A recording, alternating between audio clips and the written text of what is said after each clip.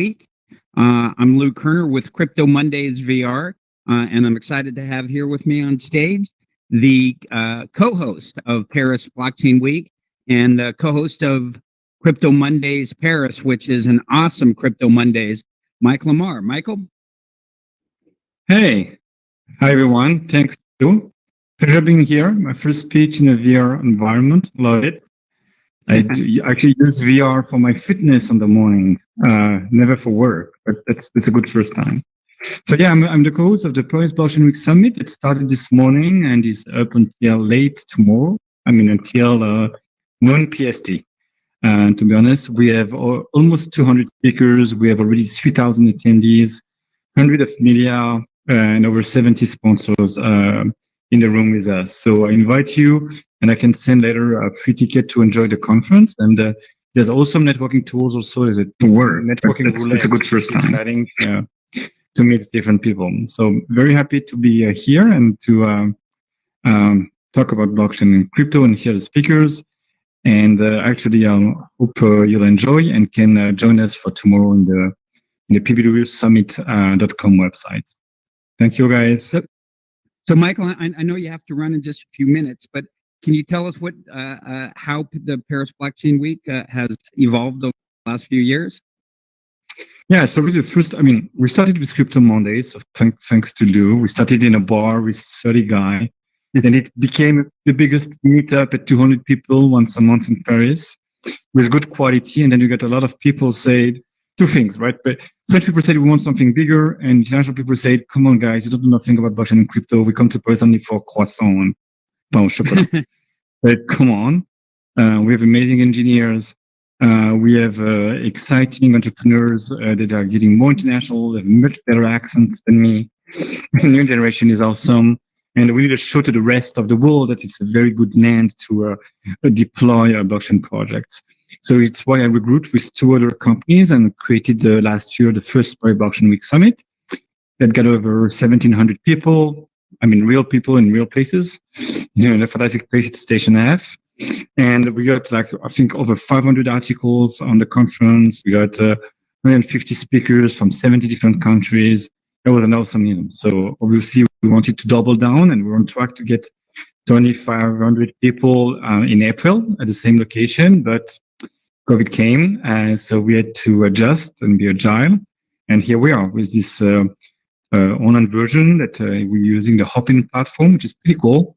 Some bugs to it, but it's pretty cool. I mean, it's as best as you can get today, and allowing the networking experience, the whole virtual hall. Basically, we talk about, we're trying to be conference for professionals. It's not, what is blockchain and what is Bitcoin. It's more, okay, DeFi, how it's going to change the world, how banks are reacting to DeFi, or specific technical topics, for example. Or a lot of companies, for example, release reports or studies that have been made over the last few months that are presenting it, or product launches that have been presenting during conference. So you mentioned that 200 people would meet a month, and it's only 200 because the venue only holds 200. In fact, it sells out quickly, doesn't it? Yeah. I mean, the Crypto Mondays annual, which was a mix between very high-level people from the banks, from the government, mingled with developers or young students or wannabe entrepreneurs. And I really loved this thing that it was very, democratic, I would say, as an audience. And we try to keep a bit of the same here in this new PBW Summit on the online version. And can you talk a little bit about what the Paris kind of crypto ecosystem is like and how that's evolved? Yeah, so we have one leader, global leader, which is Ledger, right? So there's doing this kind of USB device that holds you, that allows you to, it's a cold wallet, right, to store your cryptos. So they're international. I think they're leader in the field. It's great. As for the other countries, I would say we have a few traders. OTC desks that are pretty good and big. And then we have a lot of engineers that are super good. And actually, if you think about and look at the top 20 blockchain projects, most of them, if it's not the CEO, at least on the core team on the tech side of things, they have a French guy. And we try to encourage entrepreneurs to work with those talented French engineers to launch new projects. And there's an emanation of government called the La French Tech, which is actually helping the ecosystem and helping, for example, if you want to get a visa, you can get it in a work visa in less than a month, right? If it's to launch a company. You can create your own company in one day. I mean, in my time, 20 years ago, it took 3 months, perhaps. And everything on the administrative side of things try to be very, seamless now and encouraging. And we also have a lot of business angels of the last 10 years that came in and are taking more risk than institutional money.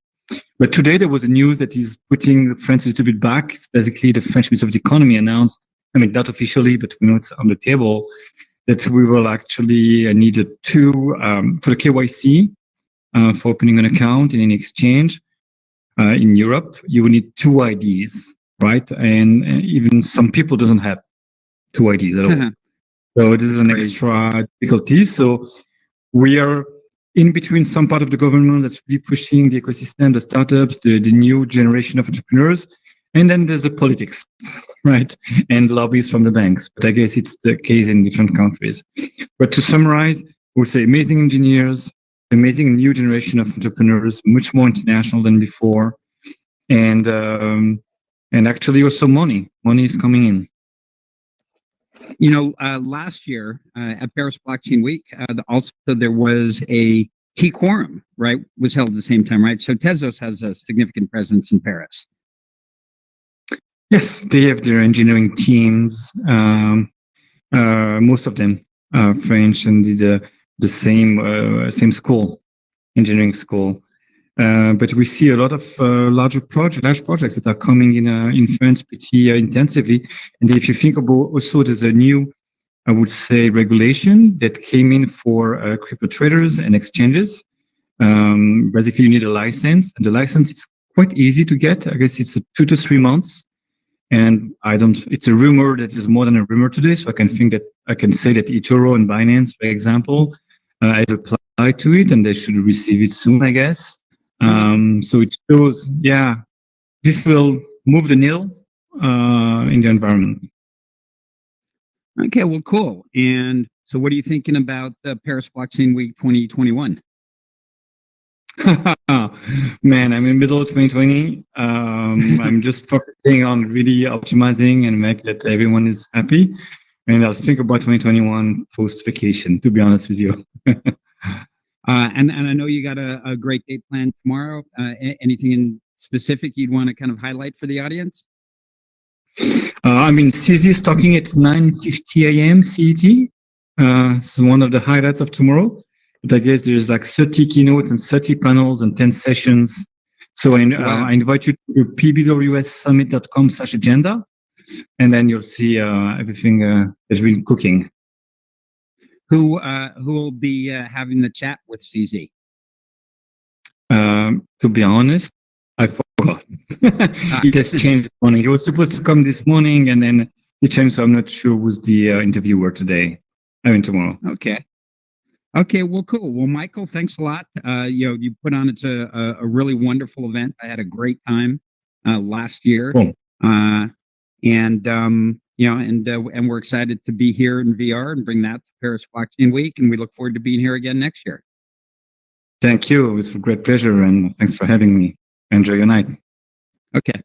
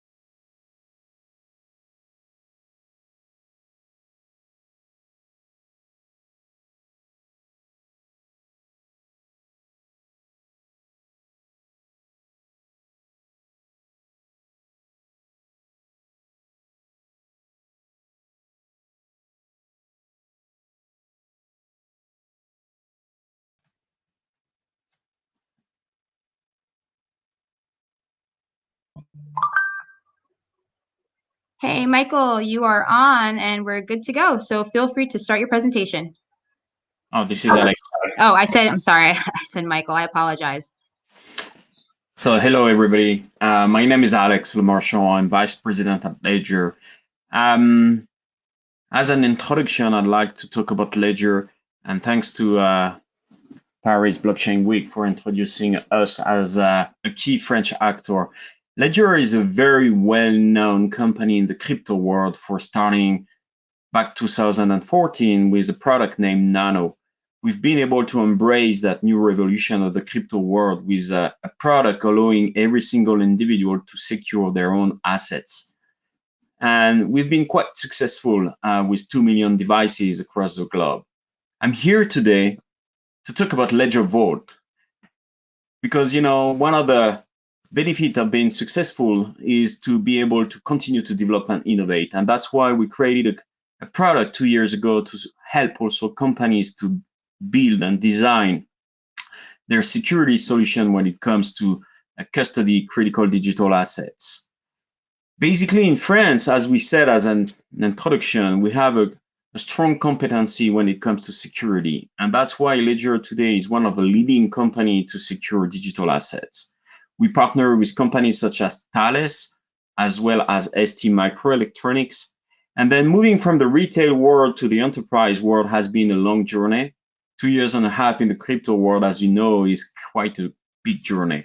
And I'm here today to talk about that critical solution.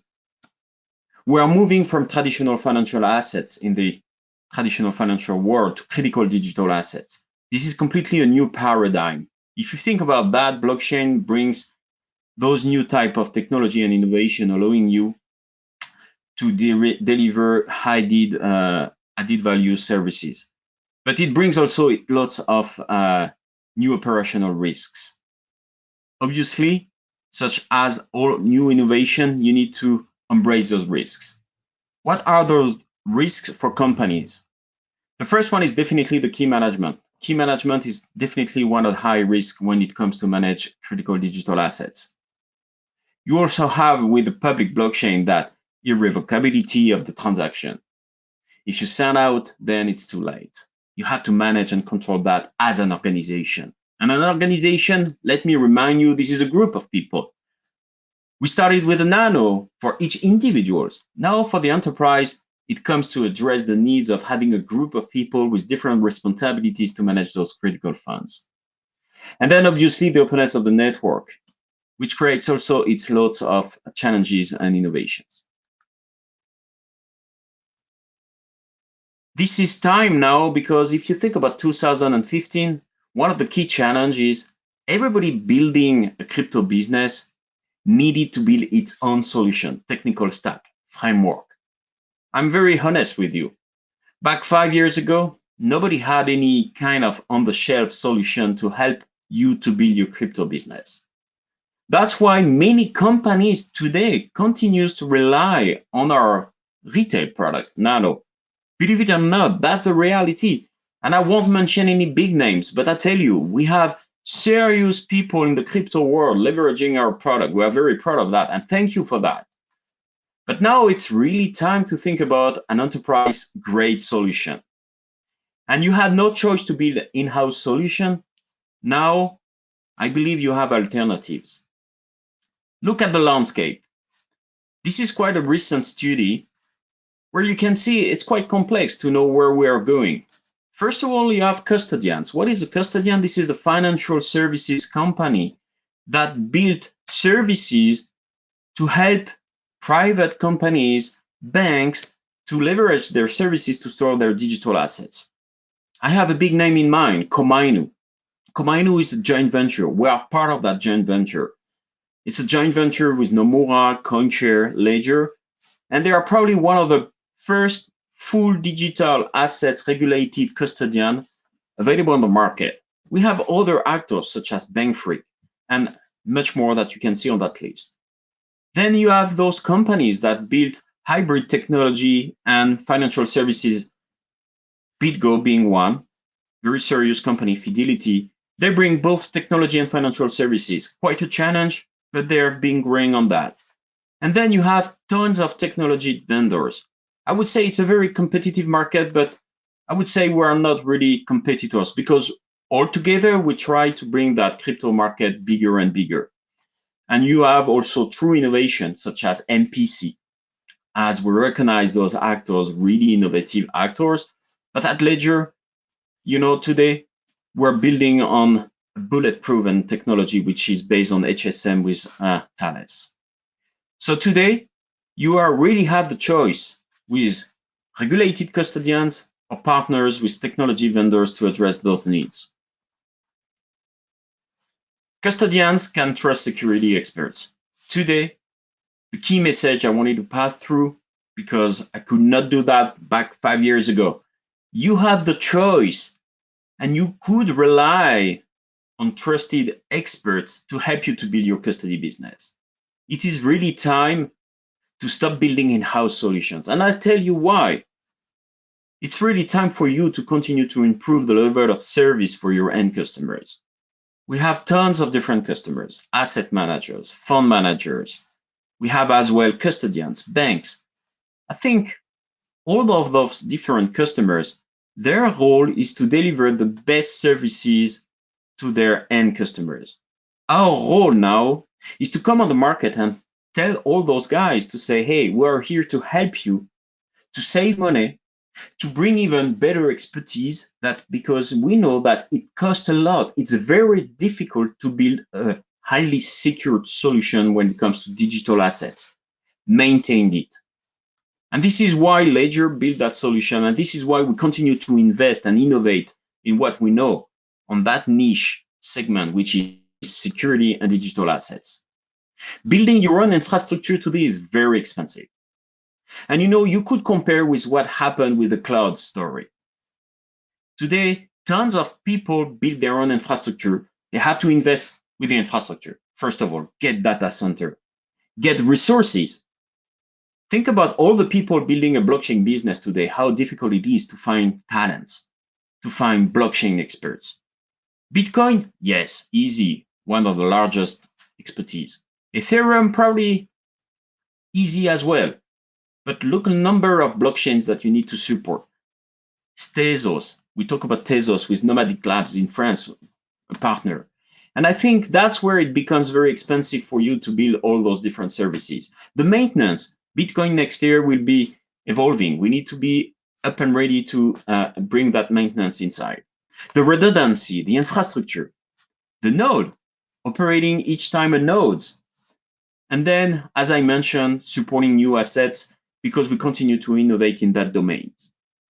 We bring the staking capabilities. We talked earlier during the introduction of Paris Block Week, DeFi. And that's what Ledger is doing, innovating in security as well as blockchain and different innovation around the financial services around blockchain. Security is a full job, as I just mentioned.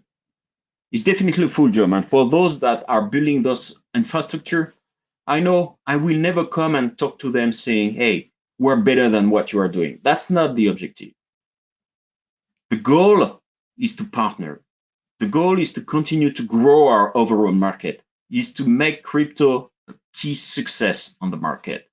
For that, because our market becomes more mature, it's time to segment different roles. I will never ever do financial services. That's not our job. At Ledger, we do security, and it's a full-time job. Why? We have a full attack lab. I tell you, having those security experts is quite a challenge for us because we need to find the right expert. And hackers, they never stop. And we see that every single day. It's billions of dollars hacked every day. Certification, it's a very important and strategic investment. You cannot embrace that enterprise segment without having those certifications, because you need to bring trust. You need to have those norms and standards that people rely on. And that's what we're doing. An investment. Today, 160 engineers. We're going to continue to invest next year. And I tell you, hiring people costs a lot of money, as well as training people, get them up to speed. And that's what we do at Ledger, because we create that very unique multinational with a lot of diversity type of profiles that are just passionate people that brings a lot of expertise at Ledger to help us to be one of the largest and global leaders in terms of security for digital assets. Now, tech providers, we continue to evolve. We continue to make sure that we're going to bring the best services for the custodian needs. I tell you, it's a long journey.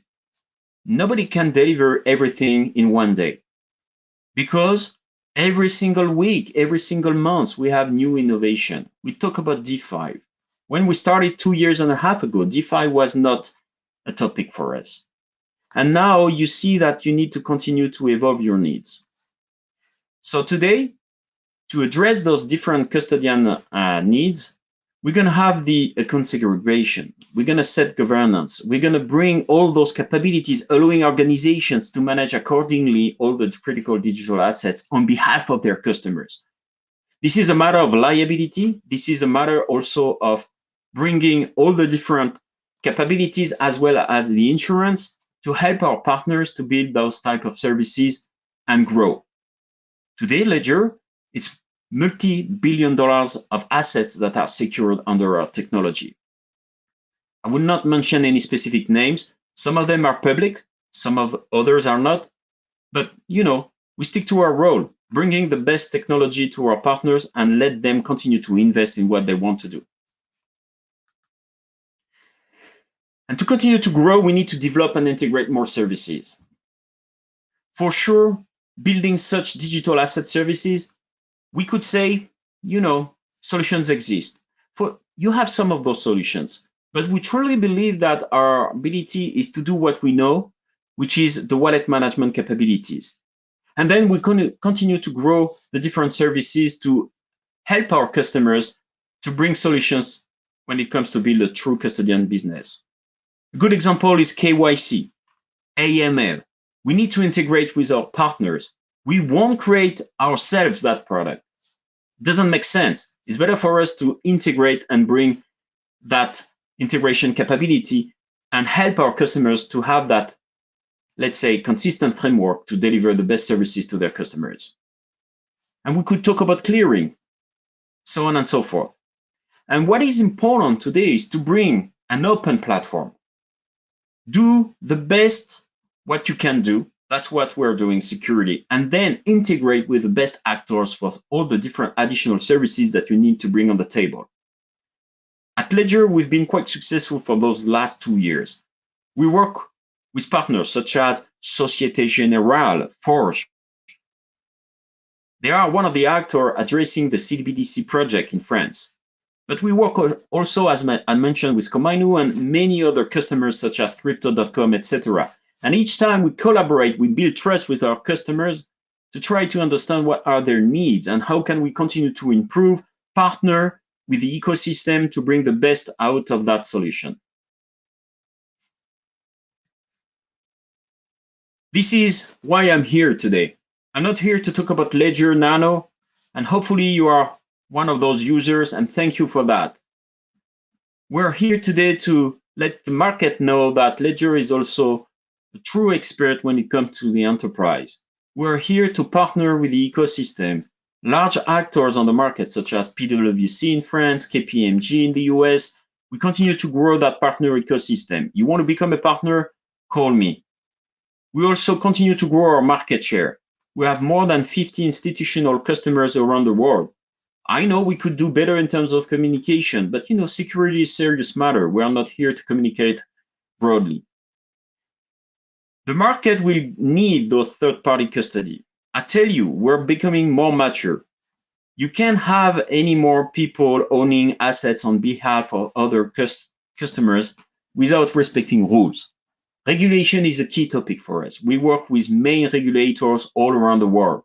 We have that product allowing you to be flexible and provide solutions that match most of the regulation constraints around the world. You can leverage existing technologies. And again, I insist on that. Today, you have key actors, Ledger being one, but we partner with other actors as well, because maybe you don't want to leverage only one partner for that. But then, if you think about that, you can save time.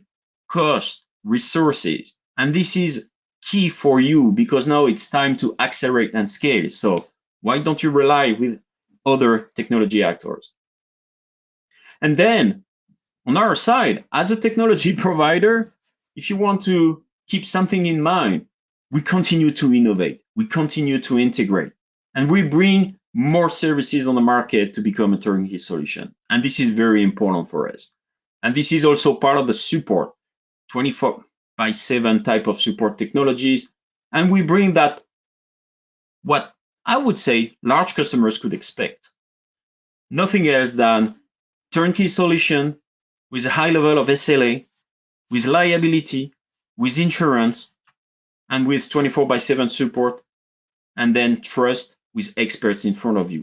This is Ledger today. Thank you very much, and I'm looking forward to being in touch with you later. Thank you.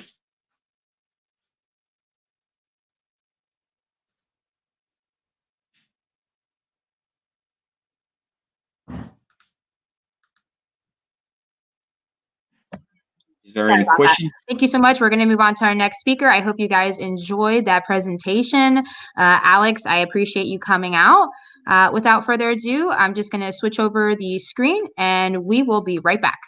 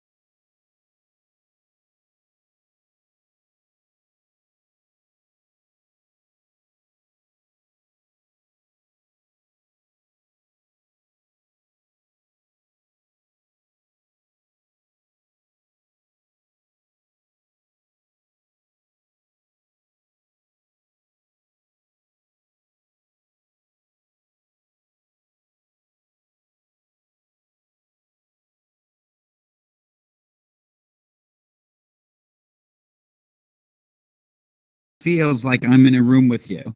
You not so much because like me, my hands move around. You see my mouth moving, right? I mean, it's just from it relative. I mean, if Zoom is on one end of the spectrum and real life is on the other, I think this is definitely closer to real life than Zoom. We're live. Hey Lou, you're good. All right, and we're live, Annalise. Yes. All right. So I'm going to assume that we're live. Everybody feels like I'm in a room with you. I'm Lou Kerner. You not so much because like me, my hands move around. You see my mouth moving, right? I mean, it's just from a see your mouth. It relative. I mean, if Zoom is on one end of the spectrum and real life is on the other, I think this is Really loud. Are we on? I think I we would were. assume but Annalise would tell us if we were on. We and we might were, be but on we the were screen. we were getting feedback, like so I could hear the. Yeah, sorry. I just Yes. stopped the video in here so it's not replaying and you guys don't get annoyed. You can go ahead now. Oh, wonderful. Okay. Great. Yeah. Okay, good. So we're live. Annalise, are we live?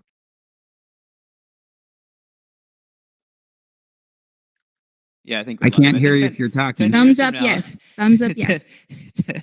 Yes. 10 years from now, people will watch this video and be like, "Look how bad these guys were at." Yes, I know figuring exactly. out No, what's we're in the going Stone on. Age days of. So I assume Annalise has given us a thumbs up, telling us that we are now live. So we've got a few Yeah. folks here. We got folks receiving this on YouTube, and will be on replay. And so, thanks everybody. Welcome back to our second session at Paris Blockchain Week in VR. And I'm excited to have Mike Miglio with Bridge Mutual, one of the exciting new companies in the DeFi space. So, Michael, why don't you tell everybody about the Bridge Mutual? Yeah, absolutely, and it's exciting to be here. I did have a VR headset, but unfortunately couldn't get it to work. So Bridge Mutual, let's just get right down to it. It is a P2P. I'm sorry, Michael. Can you P2P. amplify your voice? Yeah, sure. How does that work? Is that working all right Perfect. now? All right. I was saying that I'm Mike Miglio and the current acting CEO of Bridge Mutual until we officially launch our DAO and become fully decentralized. Bridge Mutual is a P2P, P2B, DAO managed, decentralized, discretionary insurance platform. That's a pretty long title, but essentially what it does is it allows people to use a protocol to insure each other's risks. And the kinds of risks that are currently being covered are smart contracts, stable coins, exchanges, custodians, and pretty soon more to come. Right now, we are building out on the Ethereum platform using Solidity, and we are going to, at least that's our tentative plan, is to launch or migrate onto Polkadot via the Edgeware parachain, which is a Solidity compatible parachain. Genius stuff there. So yeah, that's what we're doing. We just finished our raise. And the advantage, the advantage of moving to Polkadot. Oh right, help yeah. every- There are many, but the primary reason for why we're going to Polkadot is the fees. So in our system, which is a discretionary insurance system, we rely on people to vote in order to fairly adjudicate and assess claims. Using the Ethereum network, when things are volatile and crazy, the gas fees can be as high as 15 USDT or 5 USDT. It doesn't make sense for people to use the platform and to vote when it costs them more to do the vote than they would receive as a reward for partaking in the system. So Polkadot has scalable gas fees, and we expect them to be considerably lower on launch than in Ethereum, and so it should incentivize people to vote, which will increase the fairness of the claims assessment process. So I actually just got off the phone with the guys at Parity, Eric, and he's a really nice guy, and he seems to really like the project as well. So hopefully we get to work something out with them in the near future. It'd be exciting. So, who did you get inspiration from? Frankly, Nexus Mutual did it first. I mean, maybe not the first ever decentralized insurance platform, but they're definitely the most noticeable at the moment. We saw Nexus Mutual. I looked at their model, read their white paper, thought it was brilliant, and I saw some places that I thought the model could be improved or changed. Like, for example, Nexus Mutual, they use KYC. In other words, they collect the personal identifying information of all of their users before they're allowed to partake in the platform. And so no wallet, no Ethereum wallet can receive any tokens that are Nexus Mutual tokens unless they are whitelisted through the KYC process.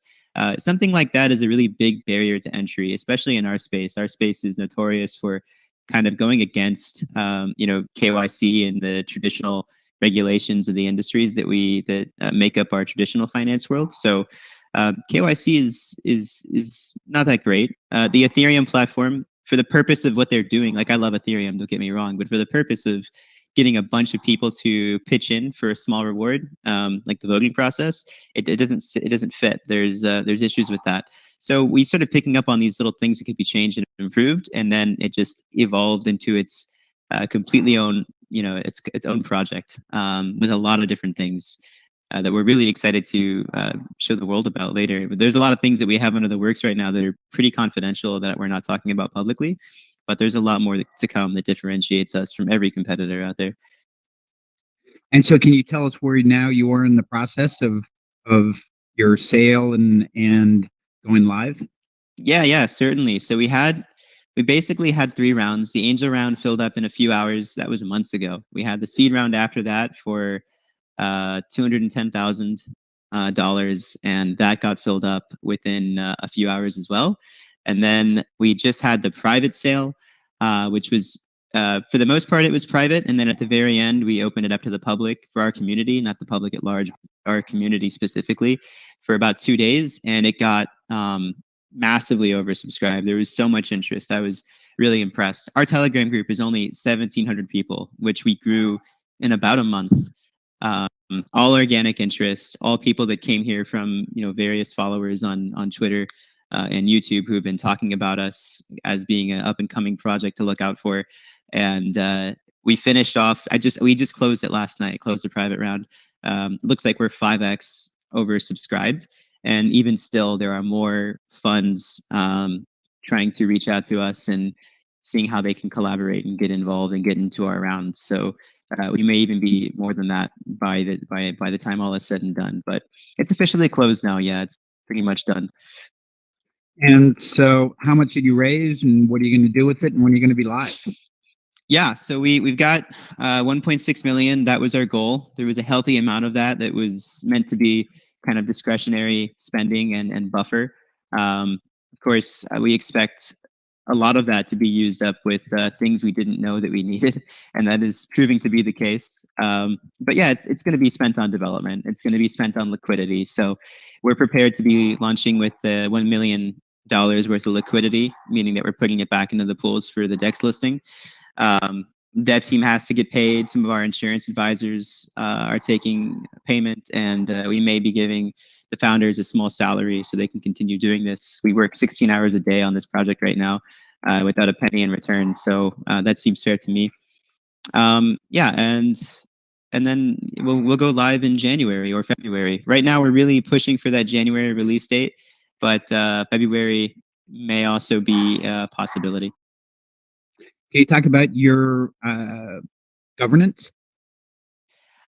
So no, not really. So we're going to have a DAO, right? We're going to have a DAO in Q2. We've been looking at some models. We don't know which one we are going to go with. I think we've got a think tank right now, a think tank of people who are involved in Bridge that are quantitative analysts, token modelists, mathematicians, and people who have experience in structuring DAOs. We're going to go over this together critically and try to come up with a really good model that fits our system and is as innovative as our voting system and our other systems. Right now, the biggest problem with most DAOs is that whales have too much power. And how do you balance that? If one token is one vote, how do we stop whales from taking up most of the tokens and then just controlling it like a centralized company? So in our DAO process, we're going to focus on that problem and see if we can come up with a solution for it. Yeah, one of the things when you were talking about the community, and I'll come back to the DAOs, but I'm a member of the community, and by the way, I'd love to help out on the governance side of things, the DAO side of things. Spent a lot of time there, building community since 2003, and actually in one of the other meetups that we run is the New York Governance and Consensus meetup. You know, and like we've had PhDs come who are giving PhD programs. There's a program out of the University of Vienna that's giving out a master's degree in governance and consensus. So it's Wow. yeah, exactly. That's really cool. It's such an incredibly interesting space. But your community is so engaged. I mean, the number of the posts, every few minutes. I'm in lots of different Telegram groups, but at the since I joined, it's been the most active. Thank you for that. I don't really know how it stacks up or compares to other communities out there. I've kind of been wondering that myself, but a lot of people have come to me and said, how did you do this? How is your community so active? How is it so organic? And the answer is, I don't know. We've got a great full-time marketing guy. His name is Luke Loam.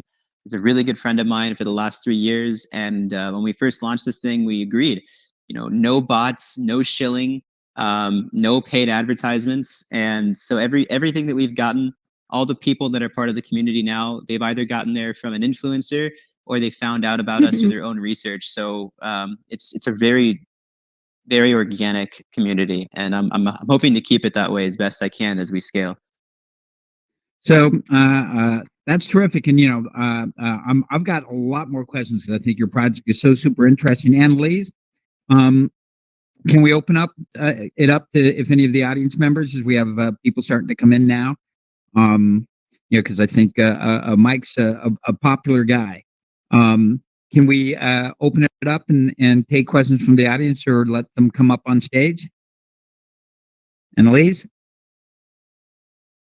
Going once, twice? Well, I think she might have stepped away for a few minutes. I hear someone over there. I hear Natalia speaking. Yeah, unfortunately, they're all muted. Generally, so, hello? Hi. Hello? Yes. Yeah, hello. Hey, I'm Natalie, Natalia from Natalia, I am Natalia from Spain. Yeah. No, I'm interested in the blockchain. Maybe you can put like an example of how it works, because I really don't understand. It's like a new concept for me. So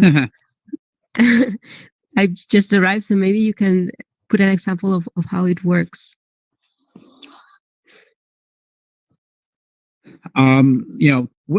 Obviously one of the the problems the industry has today, obviously, is the complexity. It's hard to understand, and then even if you understand, it's hard to actually execute.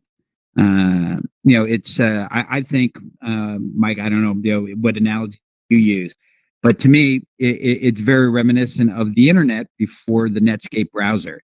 So there was an internet there, but in order to get around, you had to put in, a long string of numbers and letters, and it was just really far too complicated for most people to be able to use. And I think to some degree, that's where we are today in crypto. Mike, I don't know if you disagree with that. Well, I think the question itself is one that you can and literally have written books on. So to answer it here in this short segment, I'm not sure it would be possible, but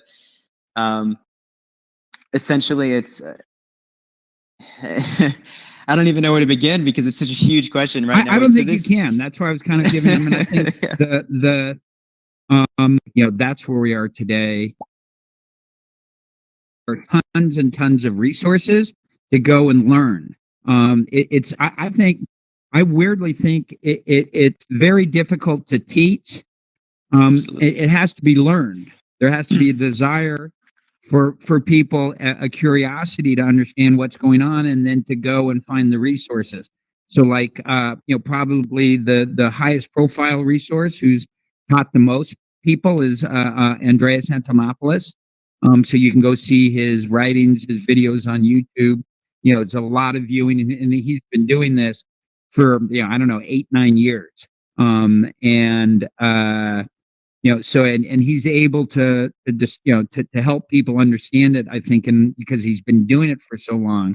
But there are lots and lots of other people. If you go to Medium and you look up the Bitcoin tag, you'll see the 50 most influential Bitcoin bloggers on Medium. And if you follow them every day in your inbox, you'll get a whole bunch of emails or you'll get an email every day from Medium with a bunch of stories from those people that you followed.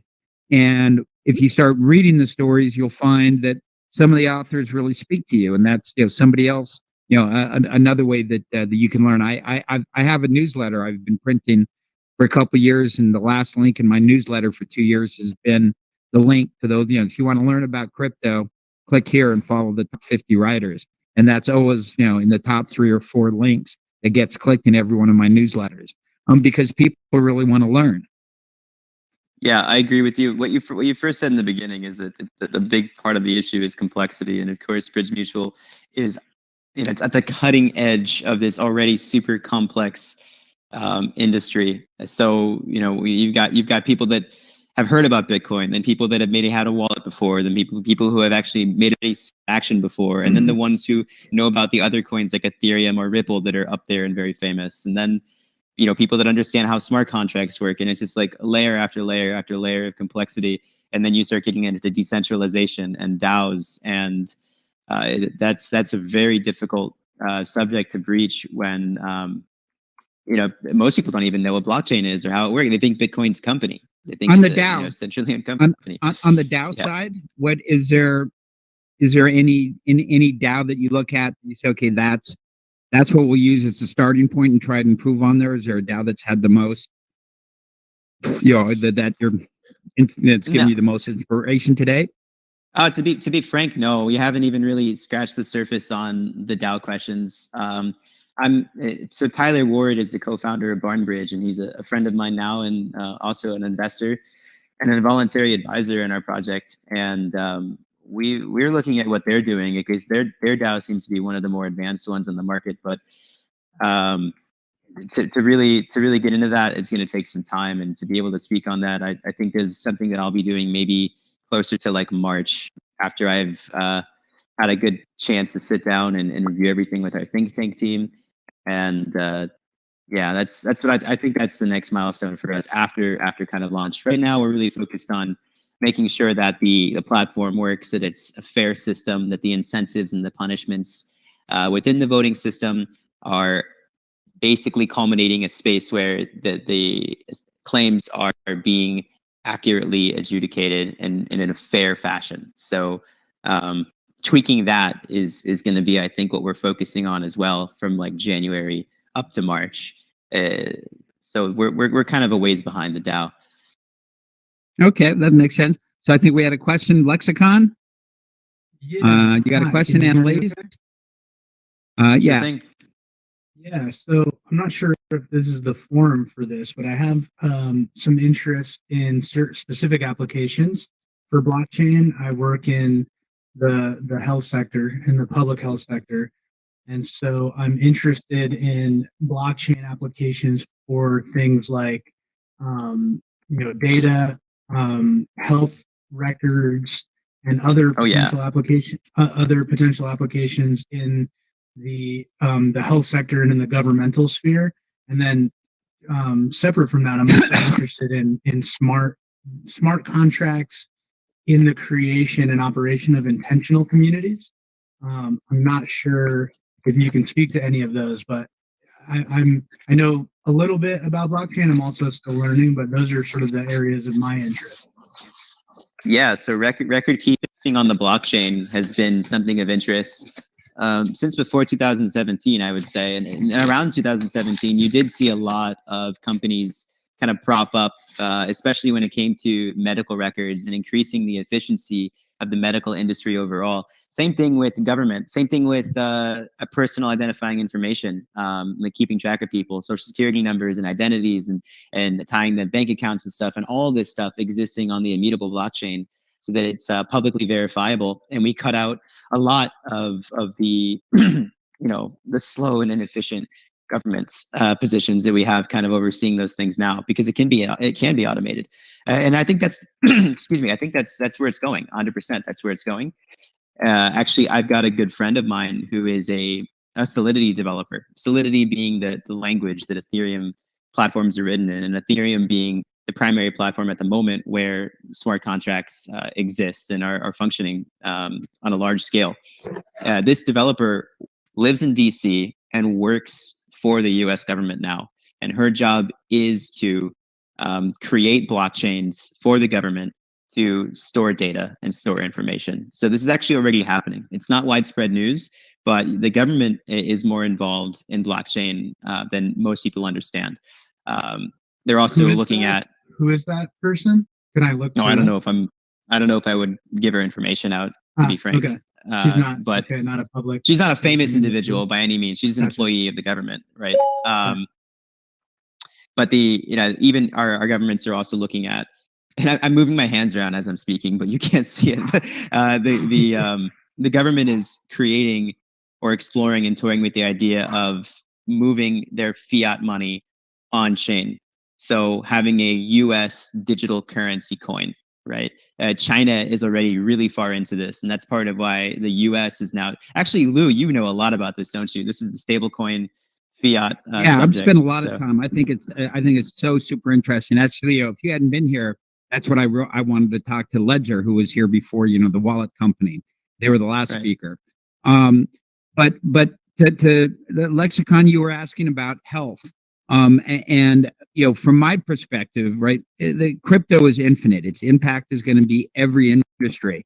But one of the most exciting, obviously, is the idea that, right, this is all about you control your own data, right? So first, it starts with identity. And I think then, once people appreciate, that they can control their own data, it's like, I want all my healthcare records, right? I should, right now, all my healthcare records are all over the place. So I go to one doctor and he has no idea of my healthcare records that are, elsewhere, and they have to be sent to him. And it's crazy. And so, there is, massive global work being done. But it's early days. To me, the smartest guy in the space, if you want to learn, is a guy by the name of Dr. Alex Kahana. He's a doctor. He became kind of world famous from being one of the very first doctors to stand up and scream that opiates were a problem, and the Sackler family sued him. So he's been around. He's Israeli, lived in Switzerland. Now he lives in New York City. And he's helping the UN, helping the country of Switzerland. He was a senior exec at Consensus Health for a while. And so, if you want to start getting smart, take a look at what Dr. Alex Kahana is writing about. He's really just Dr. Alex, Alex Kahana, Cahana. He publishes on Medium. Gotcha. Thank you very much. Yeah, man, that's exciting. That whole space, people have been looking into that for about 4 years now, maybe even longer, and it's I'm now trying like to learn more. Yeah, you should. Now I was gonna say, like, that's like scratching the surface. It's all kind of like the superficial use case for blockchain is simple data storage, right? And then the reason I'm up here, right, is because I'm starting this company that is using smart contracts to execute things that are much more complicated. And in our case, it's insurance. But insurance at the moment is also still early days, really, really early days. We're insuring things like smart contract failure, smart contract hacking, inside jobs where the people who wrote the smart contracts coded like a backdoor or a minting program that allows them to basically create an infinite number of tokens and then dump them on the markets, or steal the tokens from within wallets that they shouldn't have access to. So right now, if you do a lot of deeper research, you'll see that the space known as DeFi, which stands for decentralized finance, that is the space that is catching the most heat right now. A lot of money is being traded hands, a lot of interest, a lot of high profile companies are getting involved.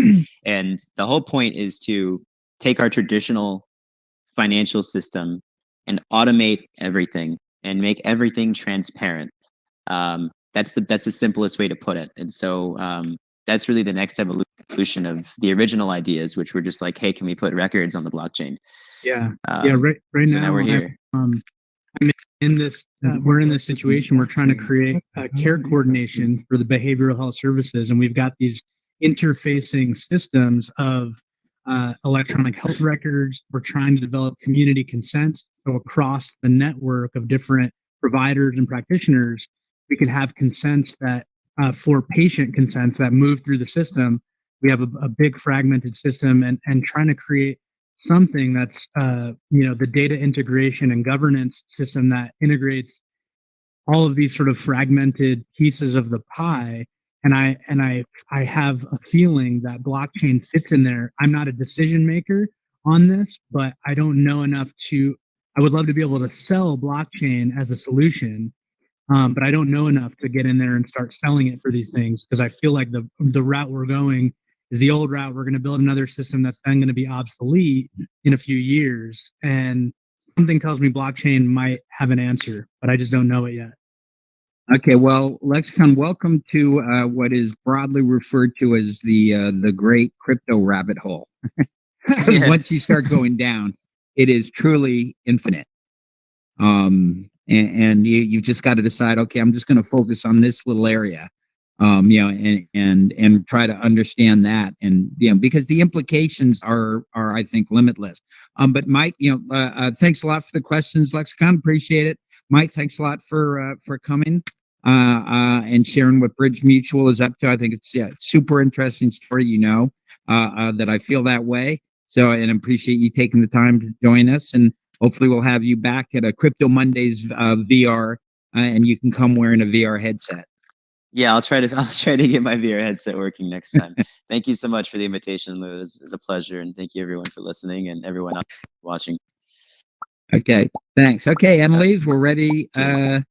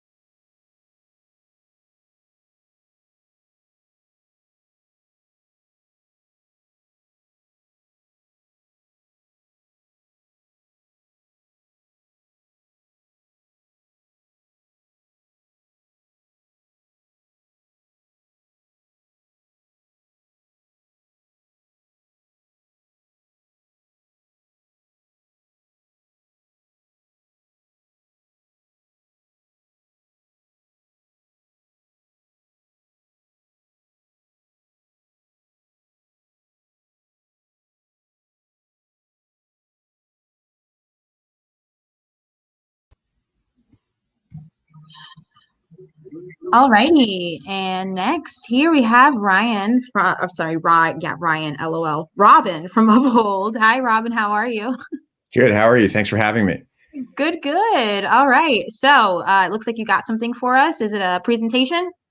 Yeah. Are you looking at it right now? Yep, we see it. All right, I'm gonna let you do your thing. I'll be in the back. Okay, great. Thank you. First of all, thanks for having me. What I've done here today is I'm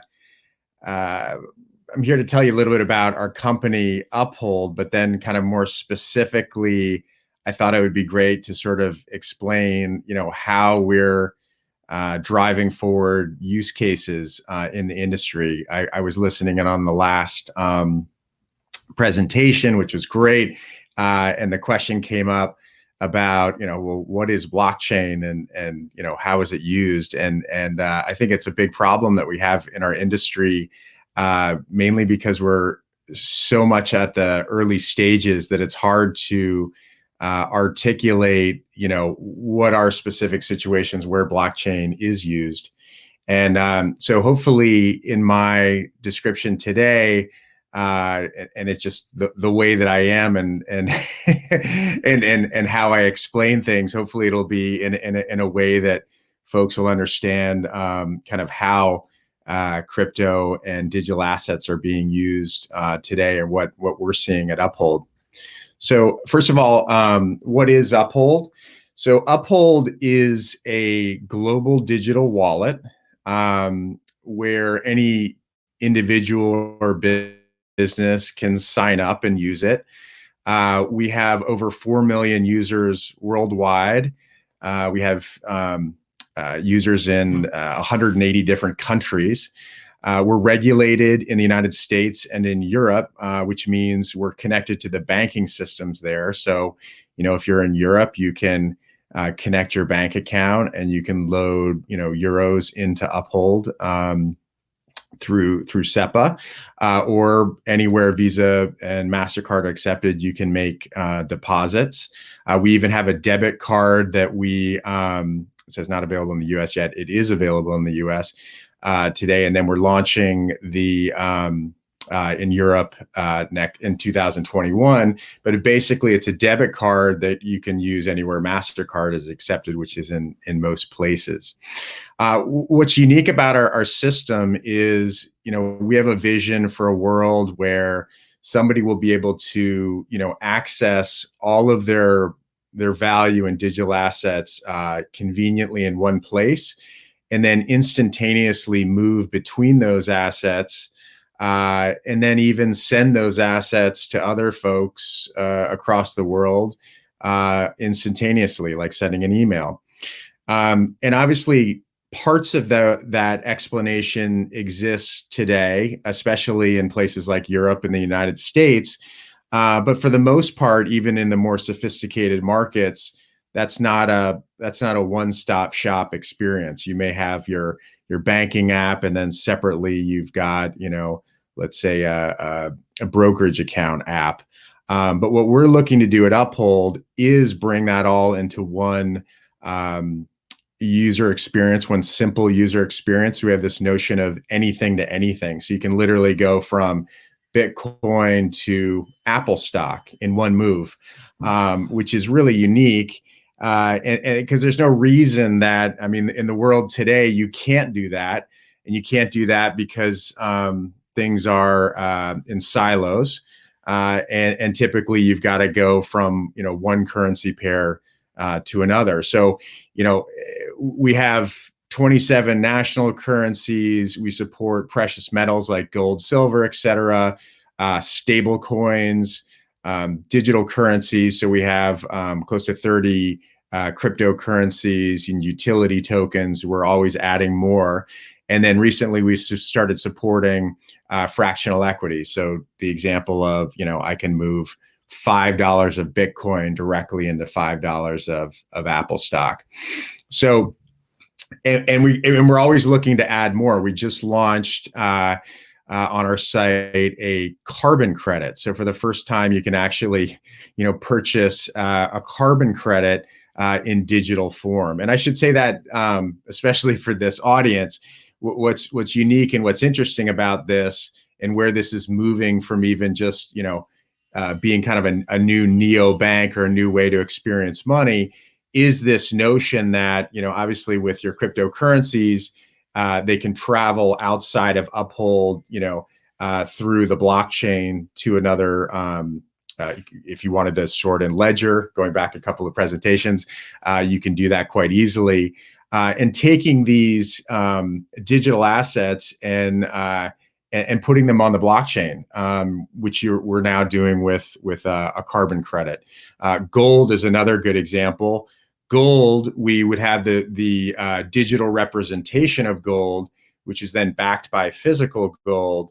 But when we first launched that, you couldn't actually move it across the blockchain. We've recently launched what's called UPXAU, which is an Ethereum wrapped gold product that is actually backed by the Perth Mint. So it's literally you're buying gold that's stored and can be redeemed at the Perth Mint, but it can travel across the Ethereum rails.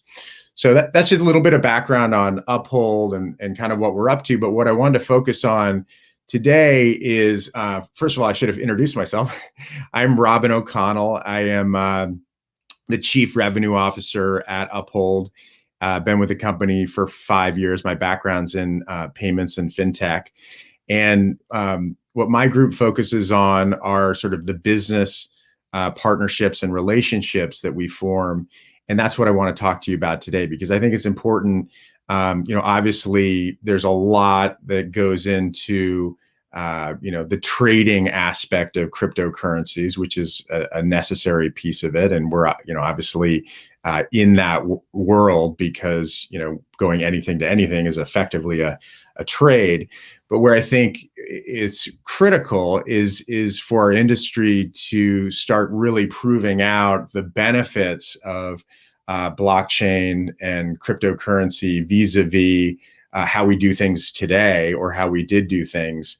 Because a lot has been said about, banking and payments running off of old systems and being very slow and expensive and this, that, and the other thing. It's like, great, if that's the problem, let's see the solution. And so we work really hard at Uphold to try to drive those solutions. We ourselves can't be, the driver of every single use case. It'd be impossible. So what we do strategically is, and we actually did this from the get-go, is we said, look, we are a global digital wallet, but we're also really at the core a platform. And we're a platform that allows users to hold a variety of digital assets, instantaneously move in between those digital assets. It's a platform that's connected to the banking system. It's a platform that's regulated, and it has all of these different features. We can put that out there in the world, and there will be use cases and applications for it that we can't even possibly dream of or have the expertise or the resources to go after. So what we did was we basically have an open API. So you can go to uphold.com and you can navigate to the business section, and we actually you can start coding within our sandbox immediately. And what it basically allows for other companies that maybe have big ambitions to do things or make better financial services, better payment rails, better financial offerings that we don't focus on, but require those necessary aspects of the instantaneous movement from one asset to another, the regulatory coverage, the bank connectivity, onboarding, offboarding, et cetera. So we have that API library. And then what our team does is we work with the business those businesses / partners to really, help figure out what's the best way they can leverage our platform. And then we help support those different applications. And it's worked out great. I mean, we're at the forefront of this stuff still. A great example is for those who use the Brave browser. Brave is a great example, I think, and maybe the best example of a mass market service that uses blockchain. And we're basically the payment system behind that supports the microtransactions between the users of the browser who are getting rewarded for viewing ads, the publisher, and the advertisers. Basically, how it works is you download the Brave browser. It's a privacy browser, so it blocks ads, and then it allows you to opt in to view ads within their network that are more customized and targeted. And for that, you actually get rewarded and paid in basic attention token. So all of those micro movements is really what makes crypto blockchain, and in their case, this utility token, basic attention token, a better system than if you were to try to do that with current payment systems, which would be very expensive to run those microtransactions. All those microtransactions are then effectively run on our base system through APIs. And then the other key component is because it's a utility token, it actually has real value.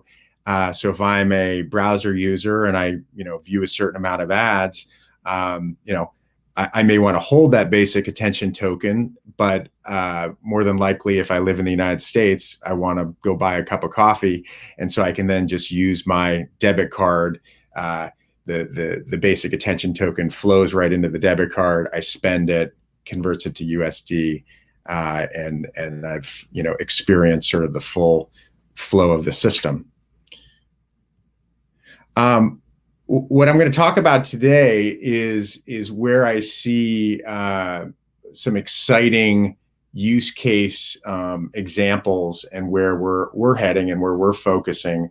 And that's in the gaming industry. And it works a lot like how I described the Brave example, where, if you have a closed loop or an ecosystem and you're trying to reward those participants in some way, then the cryptocurrency or utility token can be used as a incentive program, if you will, sort of like rewards points.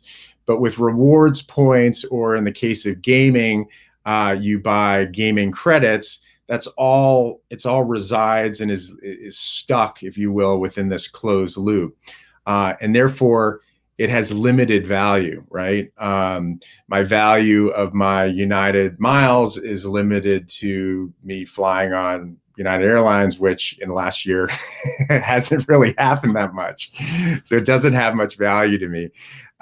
Similarly, in the gaming industry, I buy, a bunch of tokens. Maybe I'm going to use those tokens to participate in the game, and that's great. But what we're seeing is a lot of these games where the gaming company itself isn't necessarily the sole creator of the world, but rather you have these ecosystems where you have creators inside playing the game that are actually participating in the economy of the game, creating, different elements within the game that others may want to leverage, buy, etc. And so for that type of situation, having a limited closed loop gaming token, and if you're a creator, you may be earning a lot of these tokens, but you could use some of them back in the game, but ultimately you're limited in terms of motivation of how many of these tokens you actually are gonna want to get, and therefore you're limited in how much you're going to want to create within the game. Until now. So what's pretty exciting is you may have seen the SEC came out with a no action letter in the last few weeks, and it's the very first time that a digital token can actually then now travel. It's got limitations, of course, but it can travel outside of a particular game. And we think that is going to really help drive more activity within those games. And so we're working with a large gaming company to basically support this ecosystem. So, this may be a little bit too complex, but I think just the core of it is you've got this closed loop system. Uphold becomes the manager of those flows internally. You don't have to sign up for an Uphold account at that stage. But if you are getting X amount of game tokens, you're giving it to somebody else for some activity within the game. Those microtransactions and movements are managed with Uphold. And then ultimately at the point where the person needs to cash out that token, that's where they're sort of leaving the closed loop world and going into the open loop world, which means you're regulated, right? And it means that, if you want to convert that into USD, you need certain mechanisms, you need certain, compliance, KYC, all of which Uphold has and then can provide. So I just wanted to give this as a high-level example. We're launching with a major gaming company in January, and I expect, through conversations that we've been having, that this will be an exciting new trend, and we'll probably get a lot of folks into cryptocurrency and the blockchain, really experiencing it.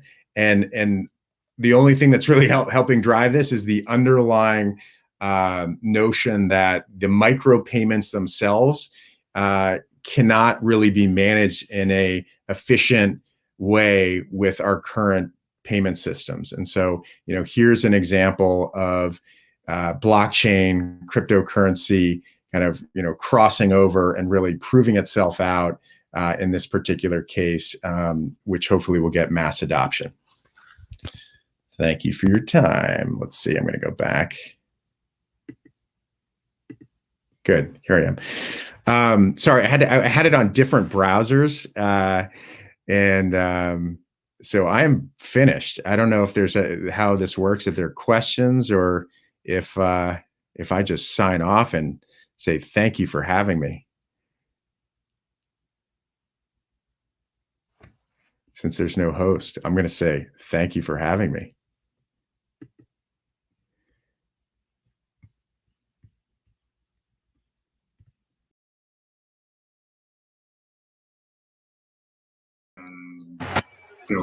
Hey guys, I want to thank Robin for his time. We're going to go ahead and go with our next speaker. We'll be right back.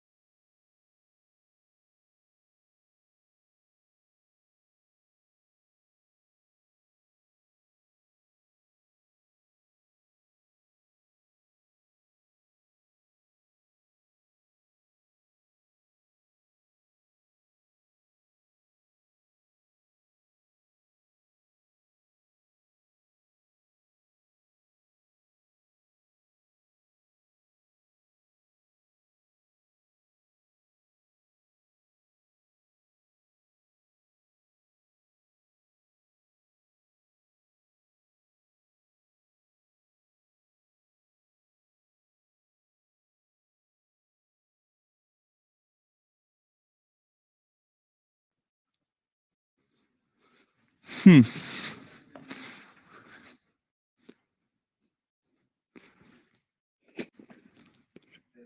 And what about you with the banana on the top of your head? Hey guys, I am Annalise here with Paris Blockchain Week in VR. We had a speaker from Linum Labs, but she unfortunately will not be able to join us. We're going to take a little break here and sad. we'll be back at 4 p.m. with Ian Sure. Bellina and William Noble from Token Metrics. All right. See you soon. See you soon. Thanks for coming, guys. And what about you with the banana on the top of your head?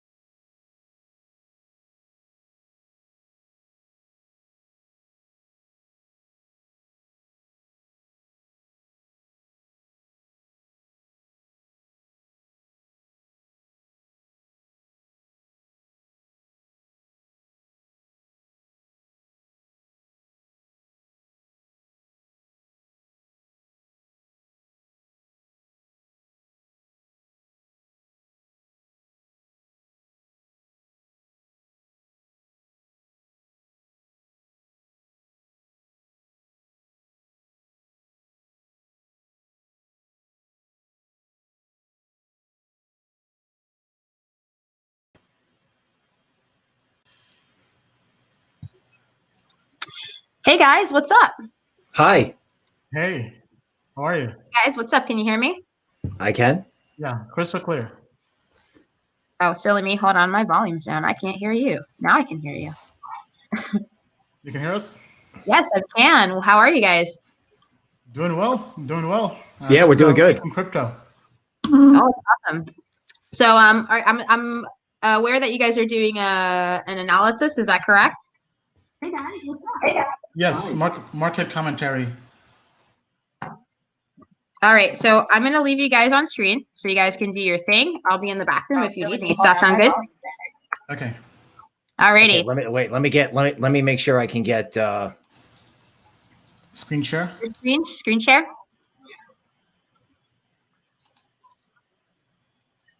All right, I see your screen. I'm gonna remove. All right, hang on. I got to get the right one up.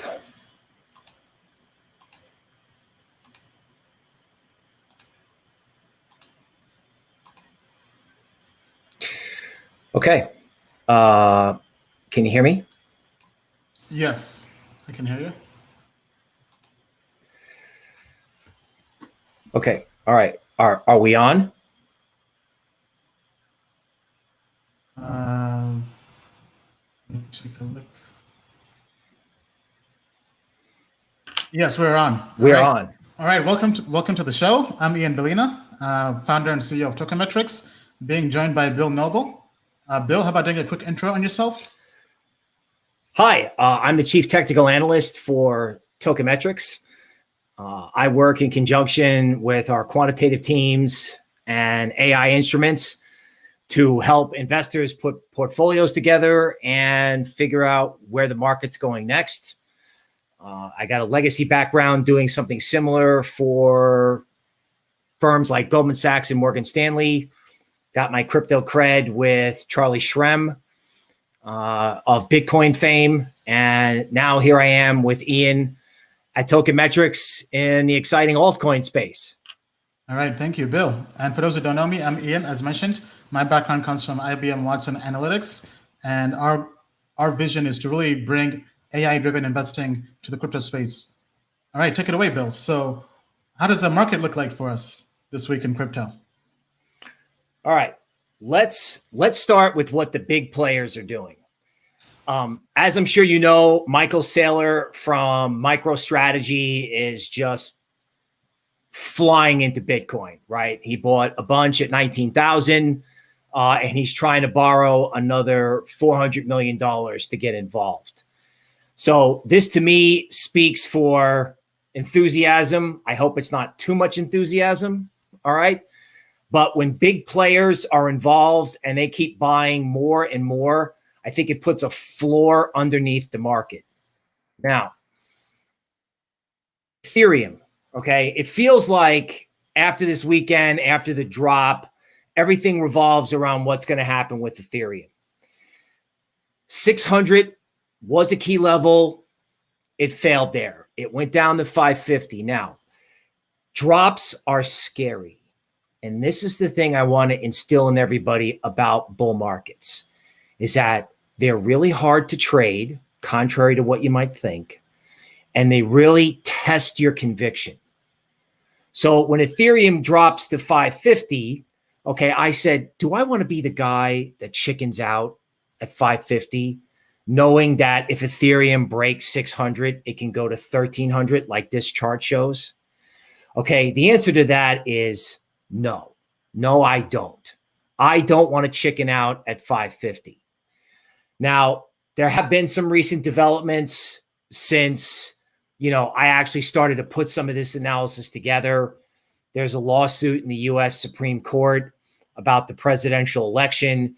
And all I'm going to do at this stage is just remind everybody in crypto that you want to be using protective stops no matter how bullish you are.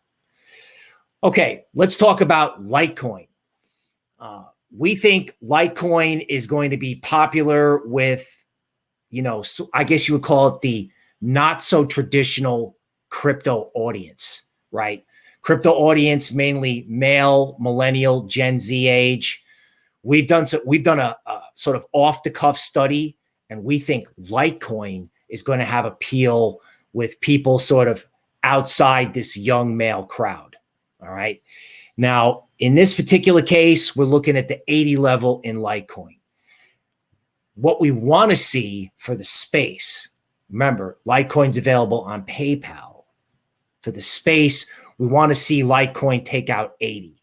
And we think that's possible despite the recent sort of teeth-chattering volatility we've seen lately. Okay, now let's talk about how dominant Bitcoin is in the space and where the crypto market is on a seasonal basis. Okay, now when you have December, January, February, going back to 2016, 2017, that's usually been the season or the time period when altcoins do best. So frequently, starting in December into the first quarter, you do have alt season traditionally. So we think if the market continues to go up, it's going to be led by Ethereum and altcoins, and we're referring to that as DeFi 2.0. Okay, so Bill, quick question. What would you say to an investor on the sidelines who maybe got wrecked last bull run in crypto, and it's holiday time and they're thinking of getting back into Bitcoin or into crypto? What would you tell them? Okay, great question. So if you have crypto that you lost money on, take an honest look at it. Okay, look at the coins that you FOMO'd into just because you FOMO'd into it, and separate those from the quality coins. Feel free to visit tokenmetrics.com to help you sort that out. Okay. Tax loss, sell the stuff that was just a mistake, get rid of it. It's in the past, right? It's not in your future. And keep the stuff or add to the higher quality ones. Now, if you just got here and you're like, okay, what do I do? Start with Bitcoin near 18,000, start with ETH at 550. Obviously, don't put all your money in, but I think you need to be involved for two reasons. One, because we think the market's eventually going higher. And two, because having a small position, or at least having dipped your toe in the water, will help you focus in a way that you can't imagine. All right. So if you don't know whether you should get involved, the ironic solution is get involved. Does that make sense? Perfect sense. Okay. Now, for crypto people out there, the question of the hour is, what is going on with Ripple? We were fortunate enough to start discussing this before the move happened. And now we're transitioning into what happens after this airdrop in a couple of days. So for the XRP community, for new people in XRP are very passionate about their coin. What we want to see is after this airdrop and presumably a price drop that follows, will buyers buy the dip in XRP? If the answer to that question is yes, right? So Token Metrics analytics says, XRP could drop to say 45 cents, something like that. If buyers show up at that level, okay, we think XRP can go much higher, because to us, XRP is included in the future of money. That is Bitcoin, Ethereum, Bitcoin Cash, Litecoin, and XRP. So for crypto vets out there, what happens in XRP matters. Okay. Now let's talk DeFi. Okay. This is the DeFi futures contract. So it basically does something similar to what we do, although without the AI. And they group coins together and they track DeFi as an index. And one of the things I'm looking at here, even though it's very choppy and hard to trade, say over the last week, is I'm seeing signs that DeFi is like winding up, like in physics. It's winding up to the point where we think DeFi can really take off sometime in the next month, right? So we're looking at, your Aves, which scored highly on our quant grade recently, and then we're looking at, Uni and Yearn sort of at the top. And then we're looking at coins like Ren, okay, and reserve rights as well, okay? Now, this is some homemade analysis that will maybe help anyone who's new to crypto and anyone who's been here a while. So we're trading at altitude, right? All-time high in Bitcoin. You're asking yourself, can I hold my position? Because every time it goes down, I get scared. Or a new person goes, God, can I really pay 18,000 for Bitcoin when it was at 10, 3 months ago? Well, let's compare market cap of some big cryptos to something that's going, some stocks in US equity market. So Snow, a cloud software company. So what do they own? They own code. They are worth $107 billion. Okay. Snapchat, social media for young people, $71 billion. That is actually worth more than Ethereum, okay, which is at 68 billion. So Snapchat and Ethereum, both a technology platform and a form of money, and the leader in the interest rate lending and finance system that's going to surround Bitcoin. So anyone who wants to tell me that Ethereum at $550 is too expensive, I'm going to beg to differ, right? Even if you look at XRP, okay, as a form of money, right? This idea that, XRP and Ripple Inc. are being sort of imitated by MicroStrategy and Bitcoin. Okay, XRP worth less than half of Snapchat. Not to mention, Litecoin, again, the possible future of money, only at 5 billion, okay? And Chainlink, which is sort of like the future of technology, right? This is one of the tokenmetrics themes in the altcoin space, that coins like Link, okay, represent the future of tech investing. The way you had the future of the internet in the late 90s, and the way you had like the future of social media around 2004. Okay. All right. So that pretty much takes us through market analysis in general. Okay. What I would recommend. All right. I'm going to see if I can stop the share here. Hang on.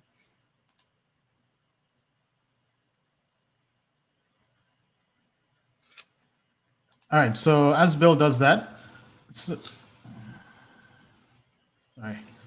So as Bill does that, just to all right, there we go. Can you hear me, Bill? I have you. Okay, good. All right. So thank you for that update, Bill. That was definitely quite the overview on the market. Now, what would you tell somebody who is looking at DeFi 2.0, right? Because on our channel on YouTube, we talk about DeFi 2.0 and how DeFi is just getting started and how there's this whole new resurgence that's coming soon, right? So can you kind of speak to that? I'd be happy to. So the first round of DeFi was your classic crypto-based, wow, this is new, wow, this is hot, wow, we can make a lot of money. Okay. Now, that was the first run up. And then, of course, there was the subsequent, gigantic crypto disappointment, all happening in the space of like 2 months. Now, we believe that DeFi 2.0 is going to be centered around this idea that now that institutions have poured massive amounts of money into crypto, particularly Bitcoin, that eventually that Bitcoin is going to be chasing a return or yield. So all these players that have bought huge amounts of Bitcoin are eventually going to be coming into the DeFi system looking to get interest on their cryptocurrency, right? In the same way you would invest dollars or euros into anything from a CD to a junk bond, we think the same thing is going to happen in DeFi. And we also think that, DeFi could be the future of lending and ways for people to get yield in a world where it's almost impossible to get yield when half the sovereign governments in the world, their bonds are trading with negative interest rates. So again, big picture, we think DeFi, just like Bitcoin, is going to go big time. And when those legacy players get involved, the amount of upside growth is enormous, right? 12 billion locked up in DeFi is nothing when you consider institutions are buying Bitcoin in $100, $200 million increments. Sounds like the future of money to me. Absolutely. All right. So here at Tokenmetrics, we like to take technologies and tools that are typically reserved for quant funds. Because if you go back to 2018, when Bitcoin dropped 72% in 1 year, quant funds, according to PwC and their hedge fund report, made 8%.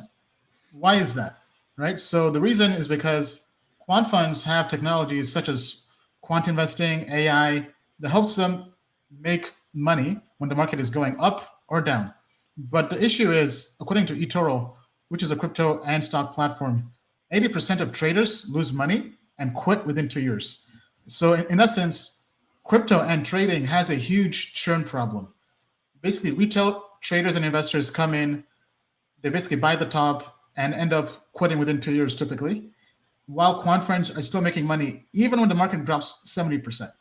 So here at Tokenmetrics, we're working on really educating people using a data-driven approach and giving people access to the same technology and tools such as quant investing and trading, and really building an online investment research platform that can give retail traders and investors the same perspective and the same research as quants do. So think of us as your hedge fund research as a service for retail investors and traders. That's why we have people like Bill, who has his experience in Wall Street, from Morgan Stanley, Goldman Sachs, Morningstar. I come from IBM Watson, kind of bringing that AI perspective. And we think this is how we get crypto mainstream, by helping reduce the churn problem, by helping everyone else also stay longer in crypto. Anything else to add to that, Bill? Sure. Working with Tokenmetrics tools, it's almost like I'm a part of a large research department at an investment bank, okay? Except I'm not, because we've got artificial intelligence and machine learning that literally they have like a competitive process within them that brings the best ideas to the top. And those ideas are sort of available to me in the click of a button in the form of ratings and portfolios set up over different time horizons. So if you're new, or whether you've been here a while and you're trying to answer, well, gee, how much should I invest in what coin, or which small coins can I pick to find 2 or 3x gains? Okay, our artificial intelligence and our data systems take huge numbers of sophisticated metrics, and they almost do the math for you and present you with rankings and ratings that you can understand and go, hey, this week it's, 35% Bitcoin and 20% altcoins and the rest in cash. Or this week it's all small altcoins, or this month. Yeah. All right. So, the ability to synthesize information, we're giving you tools that a portfolio manager would have, along with 2 friendly faces to help guide you through it, both on Telegram and on YouTube. Okay, so speaking of tools, turns out we have lots of time left. So here, let's do actually a dive into Tokenmetrics and look at how we would look at the market using our quant and AI approach. Okay, so just give me 1 second here as I pull up my screen.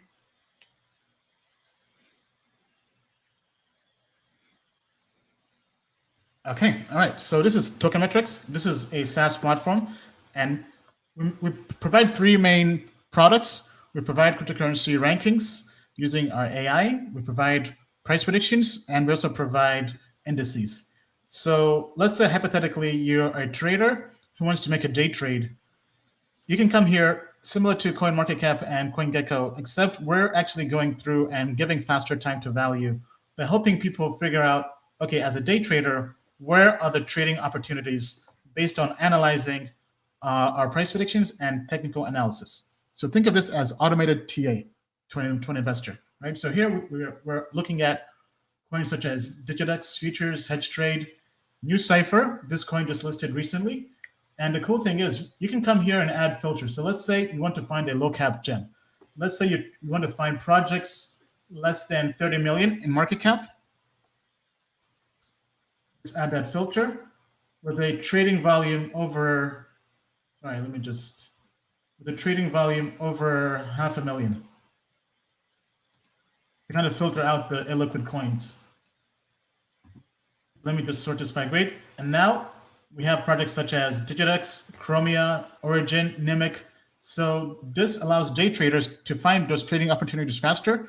You can also modify this to weekly, to monthly. So as you see here, it's more bullish on the day trading opportunities as opposed to the swing trades right now. Now, let's say you're a value investor. You can apply the same methodology. So here we're looking at a time frame of 1 year, of 1 quarter, basically 3 months. So as you see here, it's actually somewhat bearish on a lot of projects because this is a stable coin. This is a stable coin back to the, I think, renminbi. But as you see here, there are some altcoin opportunities that it thinks might be worth looking into over the next quarter or so. If we go to the monthly, right now it's not really seeing anything it likes in the next month or so. So for those who maybe are curious how all this is being determined, the value investor grade. So let me actually reset all these filters. The value investor grade is going through and looking at the actual performance metrics. So lots of analysts will give you their subjective opinion or fundamental analysis. We're taking the approach of looking at purely the data, keeping things very, very objective, having no human bias. So at this point in time, our model is really like Synthetics Network, SNX. So if we go into this project, we'll break down how all this is being determined. Okay, all right, so if we go to, for example, performance metrics here, what we do is we're basically answering the question of how does this cryptocurrency fare versus Bitcoin? Because most investors and traders are trying to make more Bitcoin when they invest into altcoins. So in this case, we can see that from 2019, you are better off holding SNX versus holding Bitcoin in terms of the actual return, the actual cumulative return. And what our newly launched QuantGrade does is we take all these performance metrics. These are 54 metrics, such as the return, the Sharpe ratio, the Sortino, the drawdown, all these metrics that quant traders and investors use, and we put them into an artificial intelligence model, basically machine learning, and we have it go through and try to look at all the other coins, compare them in perspective, and ask the question of, if I'm looking to invest over 1 day, over a week, over a quarter, over a year, which would be the best investment to make or the best trade to make? And that AI is able to figure that out based on the time horizon and then basically come up with a grade, right? So in this case, when we give the grade of 99% over 1 year, it's basically telling you that it thinks that out of all the cryptocurrencies in our platform, at this point we have about 500, this is the cryptocurrency that is very, very bullish on, right? However, timing matters as well, right? And how long you hold, how long you plan to hold matters. Because if we change to quarterly, you see the grade is different versus monthly, it's different, right? So basically, if you're looking for quick gains in a month or so, SNX is not your token. However, if you're looking to hold for a longer time horizon, it's probably good to look into SNX. Then we also have price prediction. Price predictions are actually our most popular part of the platform. Actually, let's pull up the Bitcoin price prediction. As I pull this up, Bill, anything you want to add to that? No, this is just a great way of showing people and giving people 1 or 2 numbers that synthesize, dozens of numbers that a computer has done literally millions of calculations to come up with. All right. So let's say you want to look at where Bitcoin is going, right? So we have machine learning models that go through and look at the historical pricing of Bitcoin and are basically predicting where Bitcoin is going daily. And we can even predict all the way up into 30 days. Now, this is a rolling price prediction, meaning that with every daily close, that daily close gets factored into the next prediction, right? So this is not really used for trading. It's more of a projection of where it thinks the trend is going. And as you can see here, it is pretty close in terms of predicting where Bitcoin is going. Obviously, it's not perfect, but it gives you a ballpark of where it thinks it's going, right? So, for example, last month when everyone saw Bitcoin getting close to 19K and 20K, and people were thinking Bitcoin is going to the moon and beyond, we kind of took the opposite stance because our models were telling us Bitcoin is going to come back down and go sideways for a while, right? And that's kind of what's basically been happening, right? So Bitcoin came back down here, it went up again, but it's basically been going sideways. And our model are basically saying that we think Bitcoin up until January is going to slightly go down as low as 16,500 and then begin to rise again and go up until about 17,500. Now, obviously, this is not perfect. This is not investment advice, but this gives you a guide, right? So what this tells me as a trader or investor is Bitcoin is basically going sideways for a month is the expectation according to the AI, which means it's possibly alt season, it's possibly DeFi season again. So maybe it's time to look into alts, maybe large cap alts, maybe micro cap alts, but this kind of gives you an idea of where things are going. Any comments, Bill? This type of calculation, especially when you can take, say, a price prediction and put it together with either a chart that you have or a chart that, say, myself or another analyst will give you, the more data points that you can collect to say, hey, alt season may be coming, as an example, the more confident you can feel about what you're doing, right? And, as with all these things, you don't want to use them as a substitute for thinking, planning, and risk management, right? So they're cool. They work, okay? They work well enough for us to put it out to you. They're not perfect, okay? But don't use them as a replacement for, thinking and risk management. The customers in our private group, that really make the most money, develop their own style of how to use these tools to make money. Absolutely. Okay, so the next part of tokenomics, which has been a hit, are the indices. So we can go here and we're taking those same quant grades. Let's say you don't want to be bothered with doing individual research on the different coins. You want us to just basically take our grades and build a model portfolio. So that's what we have here. If you go to tokenomics, let's say you're a value investor who wants to, let's say you're a trader who wants to trade to hold for up to a month and you want to trade on Uniswap, right? Let's say you're really into DeFi, you're really into decentralized crypto assets. So we can then go through using our quant grade, come up with a portfolio. So in this case, it's also factoring in stablecoins. So we have Tether, Uniswap, Pax Gold, Leo, Nexo, Paxos, TwinDX, USD Coin, and Maker, right? So this is getting our grades, but it's not just building a portfolio based purely on the best grades. It's also factoring in the correlation of what you're holding, and it's trying to build a fully diversified portfolio using quantitative metrics. So once again, going back to what we said earlier, back in 2018, when Bitcoin dropped 70% and quant funds still made money, they employed the same strategies. So being able to build a portfolio that can weather the storm, whether the market is going up or down, is able to help you make the most money while preserving and also handling risk management. So in this case, this is the portfolio it's building.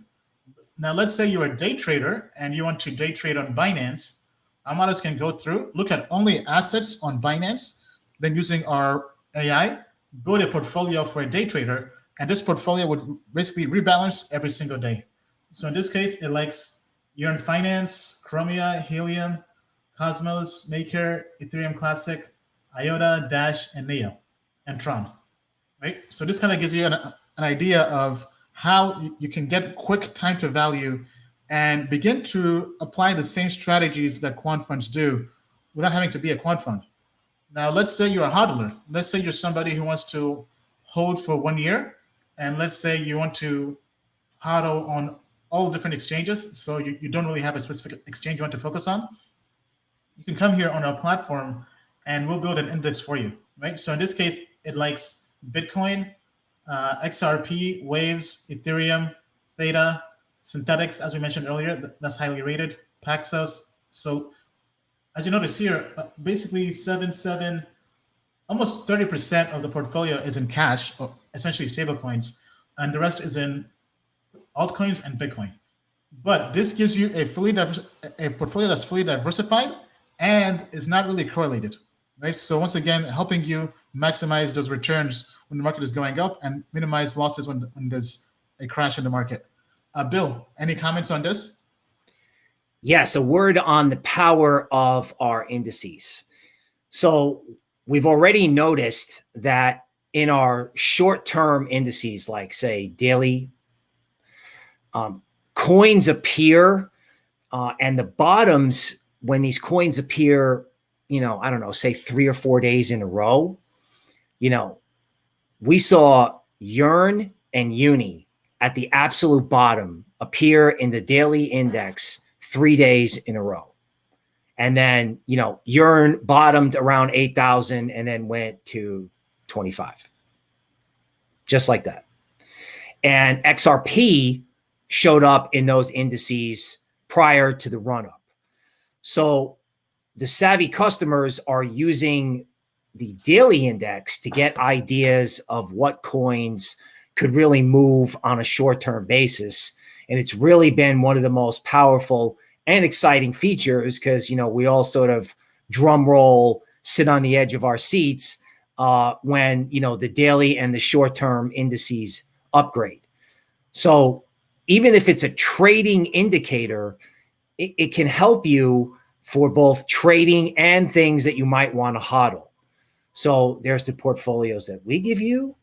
And we also help you come up with clues for portfolios that you can build yourself. All right. Thank you, Bill. So if you have any interest in token metrics, feel free to check us out. We have just go to tokenmetrics.com. We have discounted trials available. We're trying to bring quant investing and research to retail traders and investors worldwide. Then we also do provide free content on our channel on YouTube. We're doing live streams every Sunday, kind of like this, where Bill gives a market overview. We kind of do a dive into the platform, showing people how to use it, taking questions via the audience every Sunday, 6 p.m. Eastern time. That's basically New York time for those who are outside the US.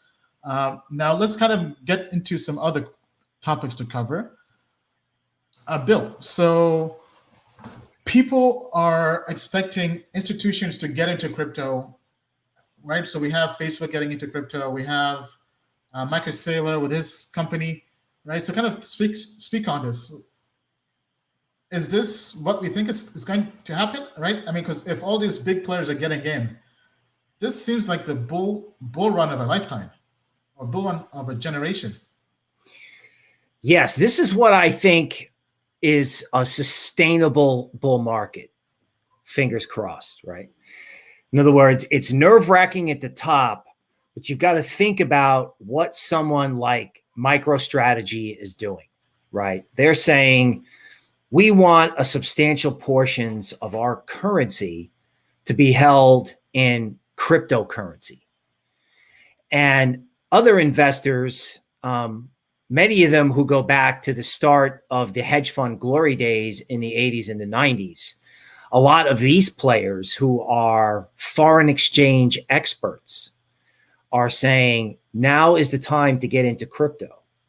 Now, again, once they're involved, once they're sitting on hundreds of millions of dollars worth of Bitcoin, okay, this can stretch Bitcoin higher, obviously, but we also think it can do wonders for altcoins, keeping in mind that that includes, Ethereum, Bitcoin Cash, XRP, all the way down to Aves and Rens and DeFi, right? In other words, we're saying people could get crypto happy, right? Once they've got Bitcoin, they're going to say, okay, well, now that I've diversified my foreign exchange holdings with Bitcoin, how can I diversify my crypto holdings so that I'm not just holding one cryptocurrency? So when we talk about the future of money, we're not kidding, right? We think, dollar, euro, yen, sterling, and Swiss franc, okay, are going to be sort of matched with, crypto cousins, right? Bitcoin, Ethereum, Bitcoin Cash, Litecoin, Dash, as some examples, right? So this whole idea that somebody could take their money and go, okay, I want a diversified cryptocurrency portfolio. And then some of these other players, which remember, they're hedge funds, they're big players. They invest in equities, they invest in big ones, they invest in small ones. They do all kinds of things. One day, they're going to wake up and go, some of these altcoins really remind us of, the days when you had a chance to invest in the future of technology, the internet, social media, etc. Right?